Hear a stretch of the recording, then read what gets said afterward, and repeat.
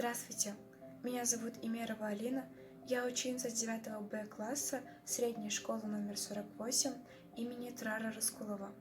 Совсем скоро я заканчиваю школу, и мне уже надо задумываться, кем я хочу быть в будущем. С детства я мечтала быть модельером и создавать невероятные образы для людей, поэтому я хочу с вами поделиться небольшими знаниями в этой сфере. Начнем с того, что дизайнер одежды – это изобретатель. Он придумывает модели одежды, детали, аксессуары, придумывает и адаптирует их к повседневной жизни. Кутюрье. Именно таким модным словом сегодня называют дизайнера одежды. Профессия эта невероятно популярная, и эта профессия не теряет своей актуальности. Ведь люди всегда хотят хорошо выглядеть и носить красивую одежду. Творческая профессия накладывает свой отпечаток на личное качество человека. Дизайнер одежды – это генератор идей. Без затрат креативности, оригинальности, нетрадиционного взгляда на вещи результаты работы приравниваются к нулю.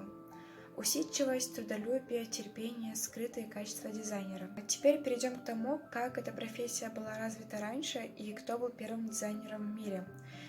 Дизайнеры, создающие моду, по мнению многих, появились в 20 веке.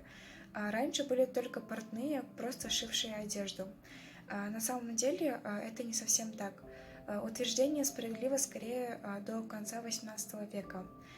Пусть слова «дизайнер» тогда не было, но нужно отметить, что обрести известность первой удалось француженке Розе Бертон. Ее главной клиенткой была Мария Антуанетта. Капризная королева заказывала не менее 12 платьев в сезон, а также продумывала с Розой свои головные уборы и украшения для волос. А сама Роза получила точное и, что уж скрывать, приятное прозвище «министр моды» и была любимицей королевского дворца вплоть до Великой Французской революции. Следующим знаменитым последователем Розы был Луи Ипполит Лерой, также начавший свой путь при Марии Антуанетте, но прославился великолепными платьями для коронации Бонапарта и Жозефины. А Франция тем временем все больше укреплялась как законодательство моды и трендов. Следующее имя, возможно, даже знакомо интересующимся историей моды – Чарльз Фредерик Уорд. Он даже создал свой дом моды, и именно его называют основоположником высокой моды, так как специализировался он на вечерних нарядах с использованием роскошных тканей и вышивки. Жак Дуссе, наряду с Чарльзом Уордом, был творцом эпохи, любимым дизайнером актрис и титулованных особ.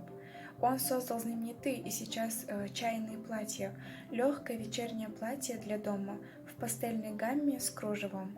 Поль Пуаре, первый влиятельный модельер, заслуги которого признаются до сих пор. Сам он был нескромен и приписывал себе то, что освободил женщин от корсета, и даже написал книгу «Одевая эпоху».